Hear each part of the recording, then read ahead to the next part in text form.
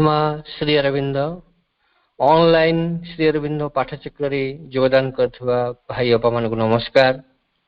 आज आलोच्य विषय नम्रता हेउछि योग साधना निमित्त प्रथम गुण।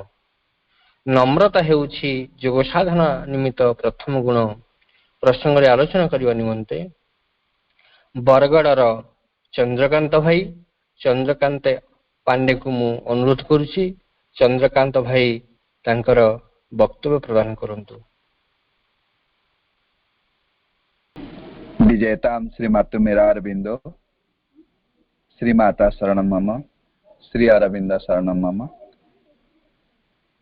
ऑनलाइन पाठचक्र रे योगदान करथिबा समस्त अभिष्ट मातृ संतान गण को मोर सप्रेम अभिनंदन शुभेच्छा और प्रणाम। भाई अपा माने आमे समस्ते दीर्घ दिन धरिएला श्रीमा श्री अरविंद शरणागत होई पाठचक्र आंदोलन माध्यम शिक्षा केन्द्र अपा भाई भावे तथा साधनालय साधक साधिका रूपे से दिव्य जननी श्रीमा और परम प्रभु श्री अरविंद पथ को अनुसरण करी जीवन अतिबाहित करने दिगरे चेष्टित। एभली क्षेत्र में आमे समस्त जानू माँ श्री अरविंद ए धरापृष्ठ को अवतरण रहस्यटी कौन? हाँ, वर्तमान धारारे विवर्तन धारारे वर्तमान पृथ्वी पृष्ठ तार चेतना रे आउ एक पावच्छ को अतिक्रम करिया को जाउछि एवं सेथिपई जे शक्तिर आवश्यक से अतिमानस शक्ति को एई धरावतार रे अवतरण करिया पई स्वयं सही आद्या अद्वितीय पराशक्ति श्रीमा श्री अरविंद रूप अवतार भावे आसी तांको कार्य सिद्ध करथिले। कथा हैला आम्भे माने जेउ माने तांकर शिष्य हेउ तांकर संतान हेउ तांकर कर्मी हेउ बा साधक साधिका हेउ आमे निजको जेउ रूप अभिव्यक्त करूना कहीं मांकर से कार्य को त्वरान्वित करने दिगरे आम समस्तंकर किछि भूमिका रही। कारण आमे समस्त जानू आम समस्तंकर सामर्थ्य थाउ बा न थाउ से दिव्य जननी आम्भ मानकु तांकर कार्य सकाशे बाछिछंती। केवल बाछि नाहंती तांको कार्य रे सुयोग मध्ये देइछंती। मांकर बाणीटी मन पड़े, the world is preparing for a big change, will you help? पृथ्वी एक विराट परिवर्तन पई प्रस्तुत हेबाकु जाउछि, तुम्हे माने साहाय्य करिवो कि? केड़े करुणा महिमा आसे आंभ मानकर सामर्थ्य विषय कौन से जानी नाहंती, तेबे तथापि मध्य आंभ मानकर साहाय्य लोड़ुछंती। किंतु आमे अज्ञानी मनुष्य माने एठी एक भूल करि बसु, अहंकार वशवर्ती हो जाऊ। आमे न हेले भगवान तांकर कार्य सिद्ध करि पारिबे नाही। एई जो मनोभाव पोषण करी बंचू ताहा वास्तव रे मांकर कार्य रे बाधा सृष्टि करथाए। आस निजर मनोभावटी को बदलाइबा, एक सरल नम्र भाव रे निज जीवन को गढ़िबा को चेष्टा करिबा। कथारे कार्य रे आचरण रे चेतना रे ए समस्त क्षेत्र रे नम्र भाव टिके शालीनता भाव टिके पोषण करिया को प्रयास करिबा। नम्रता हेउछि मांकर 12टी दिव्य गुण मध्यरु अन्यतम। आजिर विषयटी जहा नम्रता हेउछि योग साधना निमित्त प्रथम गुण। एही नम्रता गुण विषय रे सम्य किछि आलोचना बा कथा हेबा। भाई अपा माने आम समस्तक मध्य जे ए गुणटी नाही ए कथा नुह, किंतु आमे सेही गुणटीर अधिकारी होई संपूर्ण रूपे बंचिबा आम पक्षे कष्टकर होई पड़िछि। आजर आलोचना रे से संबंधी केतोटी कथा हेबा। भाई अपा वृंद आमे समस्ते दीर्घ दिन हैला पाठचक्र आंदोलन सहित जड़ित। आम मध्यरु अनेक जेपरिक शिक्षानुष्ठान पाठचक्र संगठन एभली विभिन्न दायित्व रे रही कार्यरत। तेबे आम समस्त क्षेत्र या घटी थाए जे बेले बेले प्रतिकूल परिस्थितिर सम्मुखीन होई अन्य मानक ऊपर विरक्ति भाव प्रकाश करथाउ। ଯାହାକି ଆଦୌ ଉଚିତ ନୁହେଁ। ସେ ଯାହା ହେଉ, ଏହା ଆମ୍ଭମାନଙ୍କର ଗୋଟେ ଗୋଟେ ଅବସ୍ଥା ଏବଂ ଏହି ଅବସ୍ଥାରୁ ଆମ୍ଭମାନଙ୍କୁ ଉପରକୁ ଉଠିବାକୁ ହେବ। କାହିଁକି ନା ଆମ୍ଭମାନଙ୍କର ଯୋଗ ହେଉଛି ବ୍ୟକ୍ତିଗତ ସାଙ୍ଗେ ସାମୂହିକ ଯୋଗ। ତେଣୁ ନିଜକୁ ପରିବର୍ତ୍ତନ କରି ସରଳ ଭାବରେ, ନମ୍ର ଭାବରେ ଯଦିଓ କଥାଟିକୁ ଅନ୍ୟକୁ କହିପାରିବା, ତେବେ ତାର ପ୍ରଭାବ ଅଧିକ ରହିବ। ଏବଂ ଆମ୍ଭେମାନେ ଯଦି ଚାହୁଁ ଯେ ଆମ୍ଭମାନଙ୍କ ପ୍ରତି ସେମାନଙ୍କର ପଜିଟିଭ ଆଟିଚ୍ୟୁଡ ରହୁ ବା ପଜିଟିଭ ଆଚରଣ ରହୁ ବୋଲି, ତେବେ ଡେଫିନେଟଲି ଆମକୁ ମଧ୍ୟ ଭଲ ଆଚରଣ କରିବାକୁ ପଡିବ। ମାଙ୍କର ବାଣୀଟି ଆମେ ସମସ୍ତେ ଜାଣୁ, goodwill for all and goodwill from all is the basic of peace and harmony. Goodwill for all and goodwill from all is the basic of peace and harmony. ଅନ୍ୟମାନଙ୍କ ପାଇଁ ସଦିଚ୍ଛା ଏବଂ ଅନ୍ୟମାନଙ୍କଠୁ ସଦିଚ୍ଛା ପୋଷଣ, ଏହା ହିଁ ହେଉଛି ଶାନ୍ତି ଓ ସଂଗତିର ମୌଳିକ ଆବଶ୍ୟକ। ଅନ୍ୟଠୁ ଯାହା ଆଶା କରିବା, ସେମାନଙ୍କ ପ୍ରତି ସେହିଭଳି ଆଚରଣ କରିବା ଉଚିତ। କଥା ହେଲା କେବଳ ଏଥିପାଇଁ ଯେ ଆମେ ବିନମ୍ର, ସରଳତା ବା ଶାଳୀନତା ଭାବ ଆଚରଣ କରିବା ତାହା ନୁହେଁ।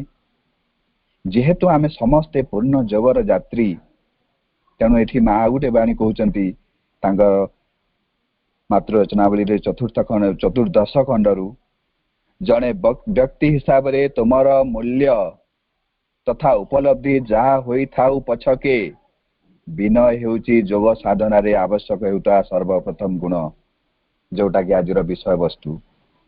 ଜଣେ ବ୍ୟକ୍ତି ହିସାବରେ ତୁମର ମୂଲ୍ୟ, ତମର ଉପଲବ୍ଧି ଯାହା ହୋଇଥାଉ ପଛକେ, ବିନୟ ହେଉଛି ଯୋଗ ସାଧନାରେ ଆବଶ୍ୟକ ହେଉଥିବା ସର୍ବପ୍ରଥମ ଗୁଣ। ଏଇଠୁ ଆମମାନଙ୍କୁ ଅନୁମାନ କରିନେବାକୁ ହେବ ଯେ କାହିଁକି ଆମମାନଙ୍କୁ ବିନୟ ହେବା ଉଚିତ। ଆମମାନଙ୍କ ମଧ୍ୟରୁ ଅନେକ ଏପରି ଅଛୁ ଯେଉଁମାନେ ଅନେକ ସାଧୁ ସନ୍ଥଙ୍କ ସଂସ୍ପର୍ଶରେ ଆସିଥିବା ଏବଂ ବାସ୍ତବରେ ସେ ସାଧୁ ସନ୍ଥ ମାନଙ୍କର ଆଚରଣ କେତେ ନମ୍ର ଆମେ ଅନୁଭବ କରିଛୁ। ଏବଂ କାହିଁକି ତାହା ସମ୍ଭବ ହୋଇପାରେ ବା ତାଙ୍କର ଆଚରଣ ସେଇଭଳି କାହିଁକି ସମ୍ଭବ, ମା କହୁଛନ୍ତି ଯେ ଉଚ୍ଚତର ସତ୍ତା ମାନେ ସର୍ବଦା ସମସ୍ତଙ୍କ ଠାରୁ ଅଧିକ ସରଳ ଏବଂ ସମସ୍ତଙ୍କ ଠାରୁ ଅଧିକ ଶାଳୀନ। କାରଣ ସେଇ ସାଧୁ ସନ୍ଥ ଗଣ ହେଉଛନ୍ତି ଏକ ଉଚ୍ଚ ଚେତନାକୁ ଧାରଣ କରି ରହିଛନ୍ତି। ସେମାନେ ହେଲେ ଉଚ୍ଚତର ସତ୍ତା। ଆମମାନଙ୍କୁ ଅନେକ ଆମେ ଯାଇଛୁ ପଣ୍ଡିଚେରୀ ଆଶ୍ରମ ଏବଂ ସେଠାରେ ଅନେକ ସାଧକ ସାଧିକାଙ୍କ ସହିତ ବା ସମ୍ପର୍କରେ ଆମେ ଆସିଛୁ ଏବଂ ଅନୁଭବ ବି କରିଛୁ, ପରିଲକ୍ଷିତ ବି କରିଛୁ ଯେ ସେହି ସାଧକ ସାଧିକା ମାନଙ୍କର କଥାବାର୍ତ୍ତା, ଚାଲିଚଳନ, ବ୍ୟବହାରରେ ଏତେ ଶାଳୀନତା ଥାଏ, ଏତେ ନମ୍ର ଥାଏ ଯେ ତାଙ୍କୁ ଦେଖିଲେ ବା ତାଙ୍କଠାରୁ କିଛି କଥା ଶୁଣିଲେ ଆମର ପେଟ ପୁରିଗଲା ଭଳି ଅନୁଭବ ହୋଇଥାଏ। ଏଠାରେ କହିବାର ତାତ୍ପର୍ଯ୍ୟ ଯେ ନମ୍ର ଭାବ ଆଚରଣ କରି କାହାକୁ ଦେଖେଇବାର ନାହିଁ। କାରଣ ମା କହୁଛନ୍ତି ଶାଳୀନତା ସର୍ବଦା ଆପଣାର ସ୍ୱଭାବରେ ହିଁ ସନ୍ତୁଷ୍ଟ ହୋଇ ରହିଥାଏ ଏବଂ ତା ନିଜ ଆଡକୁ କଦାପି କାହାର ଦୃଷ୍ଟି ଆକର୍ଷଣ କରିବାକୁ ଚାହେଁ ନାହିଁ। ଶାଳୀନତା ସର୍ବଦା ଆପଣାର ସ୍ୱଭାବରେ ହିଁ ସନ୍ତୁଷ୍ଟ ହୋଇ ରହିଥାଏ ଏବଂ ତା ନିଜ ଆଡକୁ କଦାପି କାହାର ଦୃଷ୍ଟି ଆକର୍ଷଣ କରିବାକୁ ଚାହେଁ ନାହିଁ। ମୁଁ ସରଳ, ମୁଁ ନମ୍ର, ମୁଁ ବିନୟ, ମୋ ଭିତରେ ଶାଳୀନତା ଭାବ ଅଛି। ମୁଁ କାହାକୁ ଦେଖେଇବାର ନାହିଁ କି ମୁଁ ଅନ୍ୟମାନଙ୍କୁ ଦେଖେଇଦେଲେ ମୁଁ ପାଠଚକ୍ର ସହିତ ସଂଶ୍ଳିଷ୍ଟ, ମୋ ମାଙ୍କୁ ଗ୍ରହଣ କରିଛି, ମା ସିଂହଙ୍କର ପଥ ଅନୁସରଣ କରୁଛି। କିଏ ଦେଖିଲେ ମୋର କଥାବାର୍ତ୍ତାରେ କିଏ କଣ ଭାବିବେ ବୋଲି ମୁଁ କେବଳ ଅନ୍ୟମାନଙ୍କ ସହ ଭଲ ଆଚରଣ ଟିକେ କରିବି ଏବଂ ଅନ୍ୟମାନଙ୍କ ଠାରୁ ୱାହା ନେବି ନା ସେ ବ୍ୟକ୍ତିର କଥାବାର୍ତ୍ତା ସେମାନେ କେତେ ସୁନ୍ଦର। କିନ୍ତୁ ବେଳେ ବେଳେ ଅନ୍ୟ ସମୟରେ ଯୋଉ ଲୋକ ଦେଖାଣିଆ ସମୟରେ ମୁଁ ଭଲ ଆଚରଣ କରୁଥିବି ଏବଂ ଅନ୍ୟ ସମୟରେ ମୁଁ ମୋର ଯୋଉ ଚିରାଚରିତ ମୋ ଭିତରେ ବିରକ୍ତି ଭାବ ଥିବ, ଅନ୍ୟକୁ ଟିକେ କଟୁ କଥା କହିଦେଉଥିବି, ଏଭଳି ଗୋଟେ ଆଚରଣ କରୁଥିବି। ଏମିତି ଡୁଏଲ ପଲିସିରେ ବଞ୍ଚିବା ଠିକ ନୁହଁ। ମା ମନା କରୁଛନ୍ତି ଏଇଟା ହେଲା ଛଳନାଗତ ଜୀବନ। ଆଗକୁ ଯିବା। ଆମର ଯୋଗ ହେଉଛି ରୂପାନ୍ତର ଯୋଗ। ଆମେ ସମସ୍ତେ ଜାଣୁ ଆମ ଯୋଗ ହେଉଛି ରୂପାନ୍ତର ଯୋଗ। ରୂପାନ୍ତର ଯୋଗର ଅର୍ଥ ଯେପରିକି ବିବର୍ତ୍ତନ ଧାରାରେ ଜଡରୁ ଉଦ୍ଭିଦ ହୋଇଥିଲା, ଉଦ୍ଭିଦରୁ ପଶୁ ହୋଇଥିଲା, ପଶୁରୁ ଯେମିତି ମଣିଷ ହୋଇଥିଲା, ଏ କଥା ଆମେ ସମସ୍ତେ ଜାଣିଛୁ। ଏବଂ ମା କହୁଛନ୍ତି ସୁନ୍ଦର କଥାଟିଏ କହୁଛନ୍ତି ଯେ ବିବର୍ତ୍ତନ ପାଇଁ ଗୋଟେ କଣ୍ଡିସନ ଅଛି। ମା କଣ କହୁଛନ୍ତି ନା ବିବର୍ତ୍ତନ ପାଇଁ ଗୋଟେ କଣ୍ଡିସନ ଅଛି ଏବଂ ସେଇ କଣ୍ଡିସନଟି ହେଉଛି ସିମ୍ପ୍ଲିସିଟି। केमिति ना मनेकर जड़र उद्भिद है मनेकर जड़र उद्भिद है केउ जड़र उद्भिद है सबुठारु जे दामिकिया चकचक करुला जेमती कि आमे हीरा को नहीं पारिबा हीरा होची सबुठारु दामिकिया चकचक करथाए ओजनिया वस्तुटीए मध्य एवं सबुठारु बड़ कथा है समस्ते या पसंद मध्य करती किंतु भाई बापा मैंने आम समस्ते जानू हीरार उद्भिद होई नाही कादुअरु उद्भिद है कादुअरु शिउली है कहीं कारण कादुअर यथार्थ गुणटी हेउची से विनम्र से सरल ता भितर रिजिडिटी न थाए कारण गोटे पत्थर उपरे पत्थर जदि पकाई देबा से हमको रिटर्न कर दबो गोटे कांथ उपरे जदि पत्थर टी फोपाड़ीबा ताले से कांथ स्ट्रांग होइथिबारु एवं रिजिडिटी होइथिबारु से हमको रिटर्न कर दबो किंतु कादुआ भितर जदि पत्थर टी फिंकी दउछु ताले पत्थर टी बुड़ी जाउछि माने कादुआ ताकू ग्रहण नहीं जाउछि मनेकर तुमे मते गाली देलो मनेकर तुमे मते गाली कर देलो एवं मु जदि रिटर्न कर देली ताहेले मु रिजिडिटी अटे माने मु रिजिडिटी फॉर्म रे अछि एवं जदि मु ग्रहण कर नेउछि तेबे मो भितरे नमनीय गुणटी अछि तेनु कादुआ मध्यरे शिउली सृष्टि हैला उद्भिद जगत रु जेतेबेले पशु जगत सृष्टि हैला देखा जाउछि जेते सब बड़ गछ अछि जेपरि कि सागवान बरगछ अश्वस्थ गछ एही भली बड़ बड़ गछ रु जीवनटा सृष्टि होई नाही शिउली भितरु जेलीटा सृष्टि होईछि कारण शिउलीटा तार विशेष किछि ना नाही तार गा नाही किछि नाही बिचरा बहुत सरल अटे किए पचारंतु कि न पचारंतु गोटे जगह से पड़ी थाए निजर अवस्था को नहीं संतुष्ट होई अछि सेटा हेउछि सरल गुण विनम्र गुण बोली कहूछु किंतु जेते बेले पशुर मनुष्य जाति सृष्टि हैला पशु भितर जे माने शक्तिशाली बाघ सिंह डायनोसर हाथी भली हिंस्र तथा स्ट्रांग पशु मानकटू मनुष्य तैयारी होई नाही मनुष्य तैयारी होईछि बा मनुष्य सृष्टि होईछि मांकड़र की गुण अछि ता भितर सरलता गुणटी अछि नम्रता गुण भी अछि कारण से काहाकू केबे अटैक करे नाही कि केबे भी केवल मांकड़ेटीए होई रहिबाकू से चाहि नाही सब बेले दुईटा गोड़े चलबाकू चेष्टा करिछि मनुष्य हेबाकू चेष्टा करिछि एटा हेउछि तार सरलता गुण से चेष्टा करिछि एवं सरल थिला एवं प्रयास करथिला तेणु मांकड़र मनुष्य जाति सृष्टि संभव हैला तेबे मनुष्यर अति मानस केउ माने हेबे जे माने इगोइस्टिक रिजिडिटी ना सिंपल जे माने सिंपल जेटा कि आमे मॉडेस्टी बा शालीनता भी बोली कहूछु तांको भितरे मॉडेस्टी गुण रहिथिबा दरकार बिना मॉडेस्टी गुण रे बा शालीनता गुण जो कहूछु बिना मॉडेस्टी गुण रे ट्रांसफॉर्मेशन संभव होई पारिबो नाही आमे एबे उदाहरण नै पारिबा आमे जानू गोटे उपादानटी सॉफ्ट थिले जाई नुआ कथाटे संभव होई थाए अटा को चकटी सॉफ्ट कले सिना जाई रुटी करबा संभव हेबो लोहा को गरम करी सॉफ्ट कले जाई नुआ रूपटी देई हेबो रूपांतर अर्थ गोटिए रूपरु आउ गोटे रूप को जिबा रूपांतर अन्य रूपांतर अर्थ रूपरु अंतर नुहे अन्य रूप ग्रहण करिबा पई वस्तु को नम्र होइतबा आवश्यक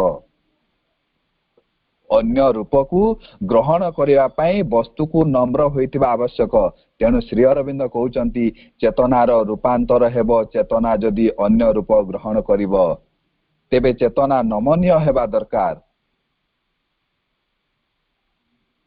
तेणु चेतनाटी नमनीय हेबा दरकार ना रिजिडिटी हेबा दरकार ना चेतनाटी नमनीय हेबा दरकार तेणु मॉडेस्टी मस्ट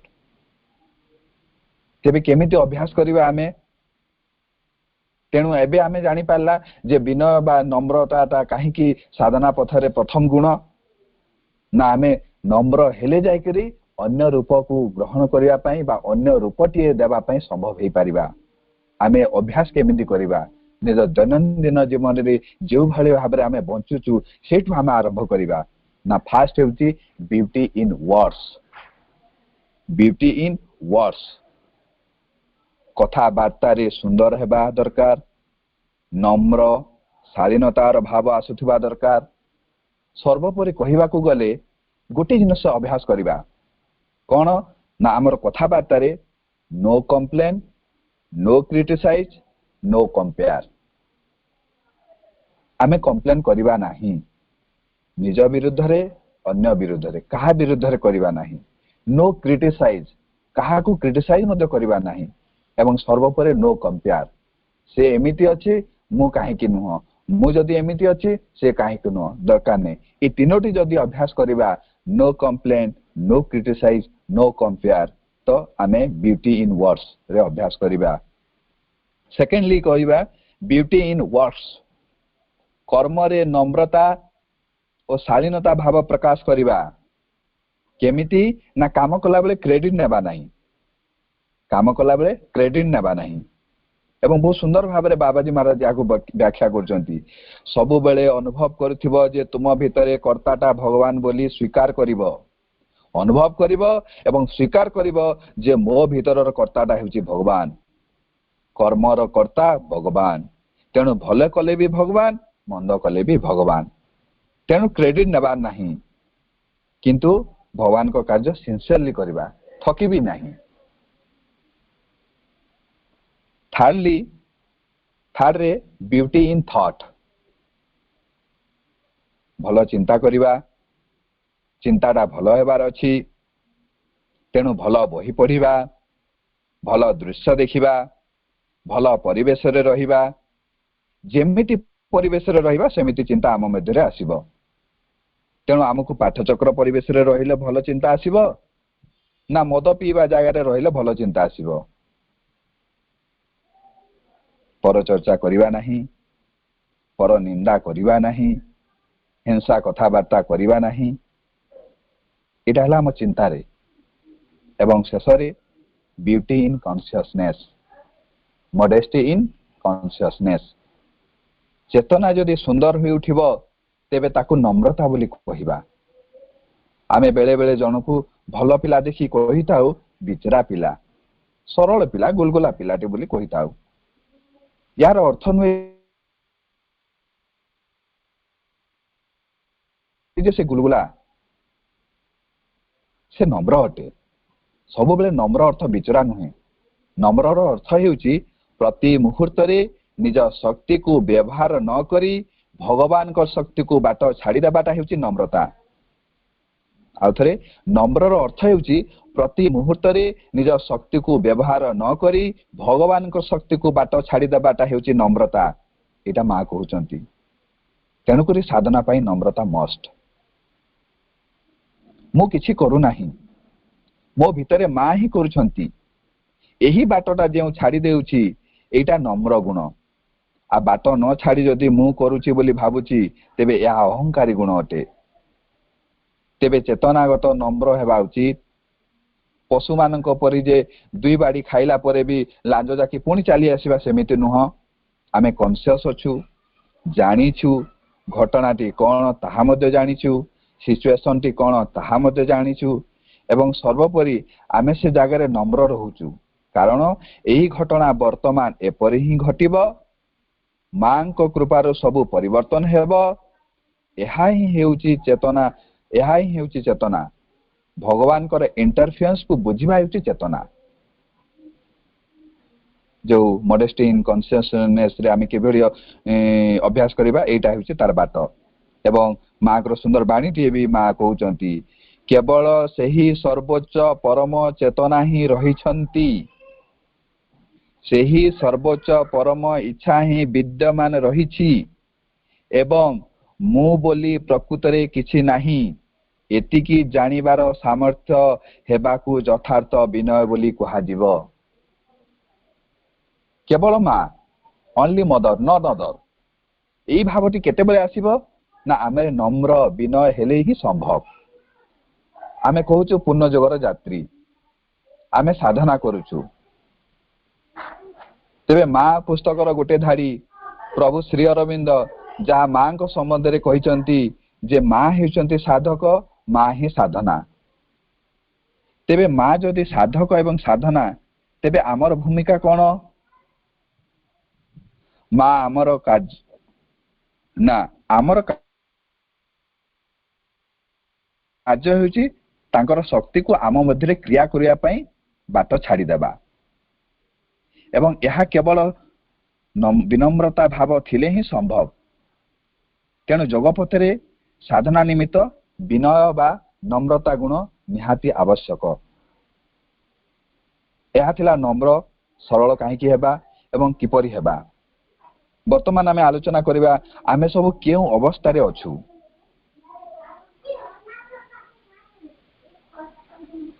ଅନ୍ୟମାନଙ୍କ କଥାକୁ ସହିଯିବାଟା ମଡେଷ୍ଟି କହିବା ଠିକ ହେବ ନାହିଁ। ବର୍ତ୍ତମାନ ପରିସ୍ଥିତିରେ ସମସ୍ତଙ୍କ କଥା ଶୁଣିବା, ଧୈର୍ଯ୍ୟ ଧରି ଶୁଣିବା, କାହା ସହ ବଡ଼ ପାଟିରେ କଥା ହେବା ନାହିଁ, କାହା ଉପରେ ରିଜିଡିଟି ହେବା ନାହିଁ, ଏତିକିଟା ମଡେଷ୍ଟି ପାଇଁ ଯଥେଷ୍ଟ ନୁହେଁ। ଏହା ହେଉଛି ମେଣ୍ଟାଲ ମଡେଷ୍ଟି।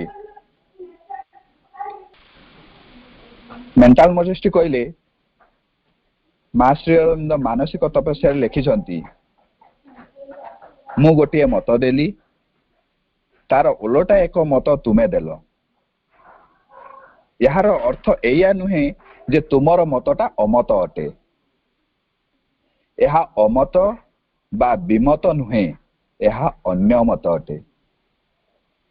ଯେତେବେଳେ ବ୍ୟକ୍ତି ନିଜେ ଜାଣିବ ଯେ ସେ ଯେଉଁ ଅବସ୍ଥାରେ ଅଛି ସେ ଅବସ୍ଥାରେ ଗୋଟିଏ ବସ୍ତୁ ବା ସଂସାରର ଗୋଟିଏ ଜିନିଷକୁ ସବୁ ଦିଗରୁ ଦେଖିପାରୁ ନାହିଁ।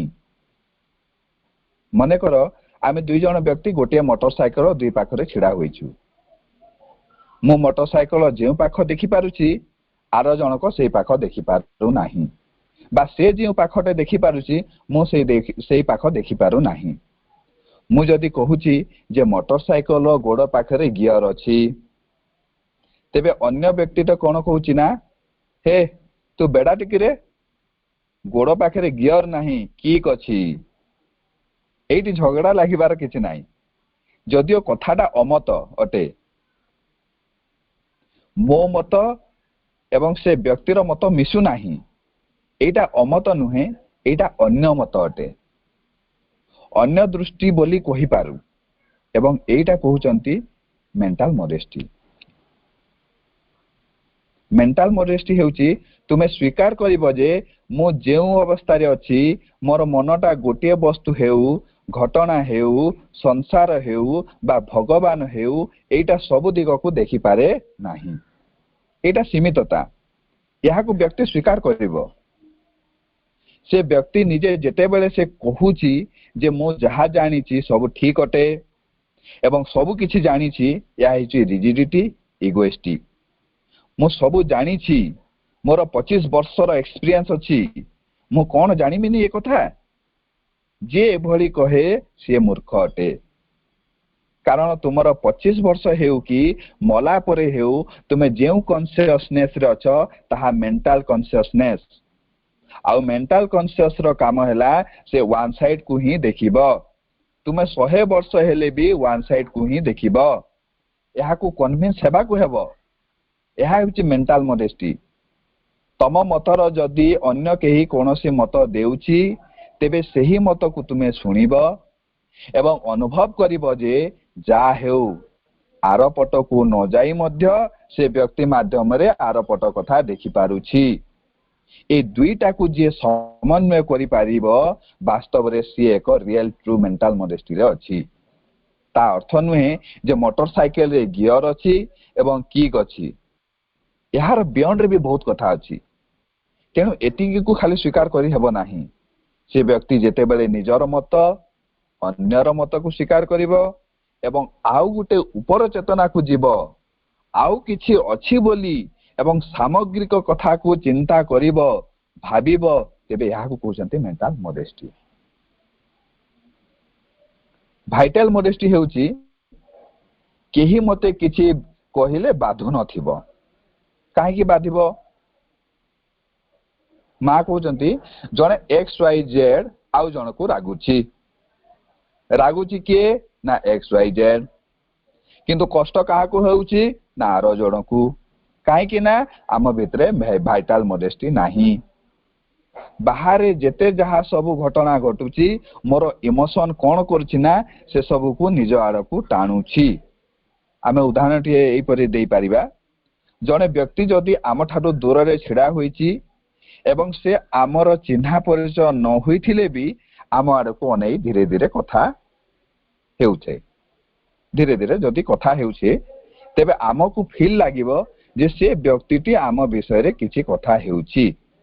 से आम विषय रे कथा हेउ नथिले भी भाइटल मोडेस्टी हला सबु कथा को निज आड़ को केंद्रीभूत करी बुझिबा। भाइटल मोडेस्टी हला मु मोर पर ही बंचीबी, से ता भलिया बंचीबो, से ता नेचर को नै एक्सप्रेस करूची, मु मो नेचर को नै एक्सप्रेस करिबी। से जदि रागिला मु काहे की कष्ट पाइबी। एटा भाइटल स्ट्रांगनेस न हेबा जाय हेबो नाही। प्राण स्तर रे नम्रता आसिले से फील करिवो मु मोर नेचर को ही ठीक करिबी। अन्यर भूल हेले भी जानिले सुधा ठीक करिया पई जीवी नाही। मु चेष्टा करिबी निज को स्ट्रांग करिया पई, निजर नेचर को आउट टिके ऊपर को ओवरकम करिया पई। मते छाड़ी जदि समग्र संसार को देखि बुलिबी तेबे धीरे धीरे मु निजे वीक हेबा आरंभ करिबी। ए भाइटल लेवल रे वीक हेबा आरंभ कले छोटा छोटा कथारे मु डिप्रेस हेबा आरंभ करिबी। आ एटा हला भाइटल मोडेस्टी। फिजिकल मोडेस्टी हला फिजिकल मोडेस्टी हला मु जेउ हैबिट रे अछि इच्छा कले से हैबिट को चेंज करि पारुथिबी। मने करो मु गोटे जागा को गली, मते खाइबा पई देले एवं तळे बसी खाइबा पई देले। मु कहिली कि मु तळे बसी खाइ पारिबी नाही। अर्थ मोर जेउ चौकी ऊपर बसी खाइबार अभ्यास अछि ताकू परिवर्तन करिया को चाहू नाही। मो यहा जानिनी, मो द्वारा यहा हेबो नाही, मो गाड़ी चलाई जाने नाही, पछरे छिड़ा हुई जाने नाही, सबु बेले आगुआ छिड़ा हुए। गोटे व्यक्तिर फिजिकल एक्टिविटी ता जहा अछि साधना दृष्टि आवश्यक दिगरु से सबुर परिवर्तन हेबो। एकता फिजिकल बॉडी स्वीकार करि पारुथिबो। आमको कहा गला 100 थर डियो, आमे कहूचु मु पारिबी नाही। ए जागरे 100 थर डेई पारिबा मोर सामर्थ्य नाही बोली कहिबा केमिति एवं पारिबी नाही बोली कहिबा केमिति। मो द्वारा हेबो नाही, प्रैक्टिस करिबी, अभ्यास करिबा को इच्छा करिबी। एई जो फिजिकल हैबिट को चेंज करिबाटा इच्छाटा हेउची फिजिकल मोडेस्टी। मो सकाळु उठी एक्सरसाइज करि पारु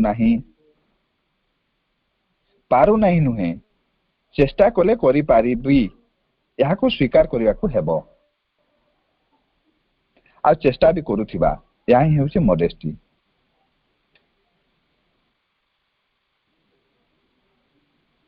तापरे आसे आमे साइकिक मोडेस्टी।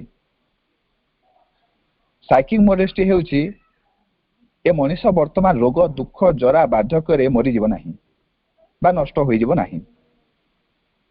ता भितरे परिवर्तनर संभावना अछि एवं जीवनर शेष निश्वास प्रश्वास पर्यंत मध्य परिवर्तन संभावना अछि। ए अनुभव देबाटा हेउची साइकिक मोडेस्टी। मा कहउचंती आम मध्यरे अमरत्वर एक अनुभव हेई जीव। एटा हेउची साइकिक फीलिंग। जेते बेले इमोर्टालिटी बा अमरत्वर अनुभव हेबो सेटा हेउची साइकिक फीलिंग।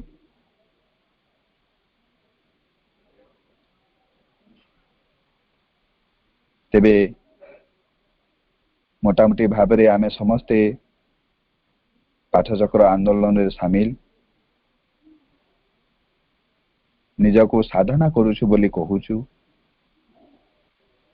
किंतु आंभ मानकर कथाबार्ता चालीन रे शुद्धता आसुनाही।